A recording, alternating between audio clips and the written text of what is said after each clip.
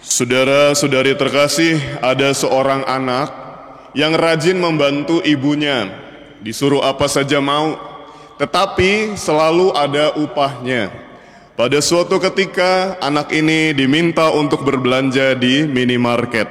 Lalu ketika ibunya bertanya di mana uang kembaliannya, karena diberi uang pecahan nominal yang cukup besar, lalu tidak ada kembaliannya. Anak ini bilang, uangnya udah habis, aku belikan es krim dan jajanan-jajanan lainnya. Anak ini merasa berhak menggunakan uang kembaliannya karena dia sudah membantu ibunya berbelanja. Anak ini cocok kalau sudah besar nanti menjadi tukang pajak, ya.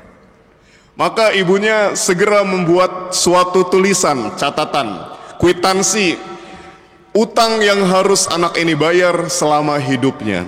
Lalu anak ini diberi suatu catatan, karena dia selalu hitung-hitungan dengan ibunya. Ibunya juga membuat perhitungan. Lalu anak ini syok melihat catatan tersebut. Waduh, miliaran rupiah jumlahnya. Jadi ibunya menghitung, biaya melahirkan kamu 500 juta karena mempertaruhkan nyawa.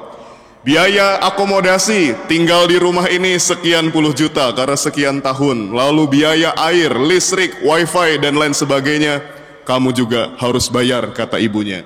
Lalu anak ini pun menyadari dia tidak mungkin membayar, dan dia sadar bahwa ibunya, orang tuanya, keluarganya sudah selalu memberikan jauh lebih banyak daripada yang dia berikan untuk orang tuanya.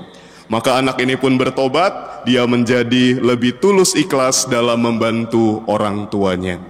Saudara-saudari, inilah yang juga seringkali menjadi bentuk relasi kita antara manusia dengan Tuhan.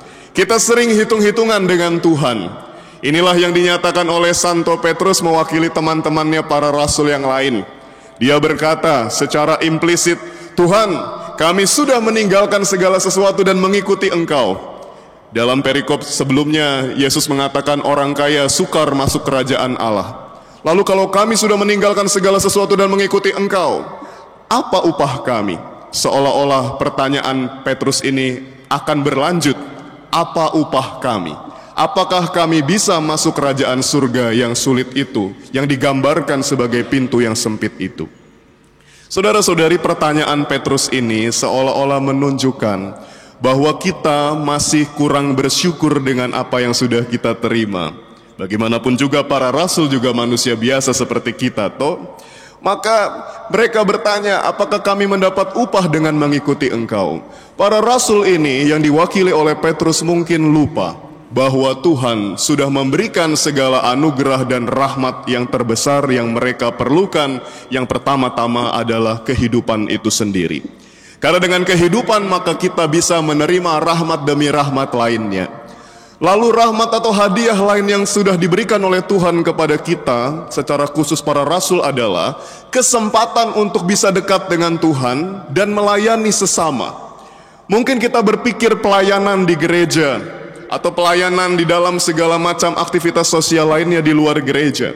Apa upah kita? Sesungguhnya saudara-saudari, bukankah melayani itu sendiri adalah suatu upah, suatu hadiah bahwa kita boleh melayani? Kenapa?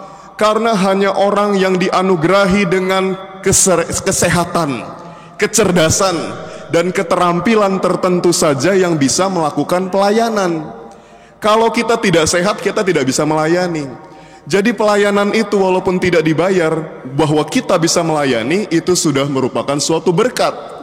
Seperti yang dikatakan oleh Rasul Paulus, upahku dalam pelayanan adalah bahwa saya boleh melayani tanpa diupah.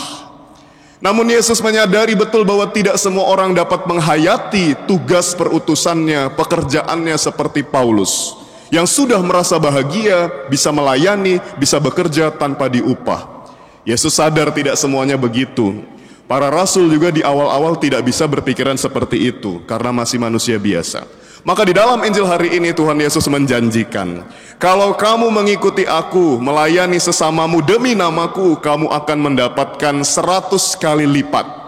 Barang siapa meninggalkan rumahnya, keluarganya, ladangnya untuk mengikuti aku, mendapatkan bukan hanya 7 kali lipat seperti dalam bacaan pertama, tapi dalam Injil dikatakan 100 kali lipat. Dan sabda ini benar adanya saudara-saudari. Tanyakanlah kepada para pastor atau suster yang mempersembahkan seluruh hidupnya meninggalkan segala sesuatu untuk menjadi pelayan Tuhan. Kita tugas di mana-mana, semua orang yang dijumpai terasa bagaikan orang tua, kakak dan adik. Di biara atau pastoran manapun, jadi rumah kami. Jadi rumahnya banyak, keluarganya banyak. Betullah sabda Tuhan, yang mengikuti dia akan mendapatkan 100 kali lipat. Yesus itu begitu baik, bahwa kita bisa melayani dan dekat dengan dia saja sudah merupakan suatu upah. Tuhan tetap memberikan kita upah lainnya yang totalnya 100 kali lipat. Oleh karena itu ketika kita merenungkan kebaikan Tuhan ini saudara-saudari, semoga kita menjadi pribadi-pribadi yang tidak lagi hitung-hitungan dengan Tuhan. Mari kita sadari telah begitu banyak rahmat dan kebaikan Tuhan yang kita terima dalam hidup ini. Semoga kita menjadi orang-orang yang lebih tulus dalam melayani Tuhan, dalam berbuat baik terhadap sesama, karena sekali lagi Allah telah terlebih dahulu berbuat baik kepada kita. Tuhan memberkati. Amin.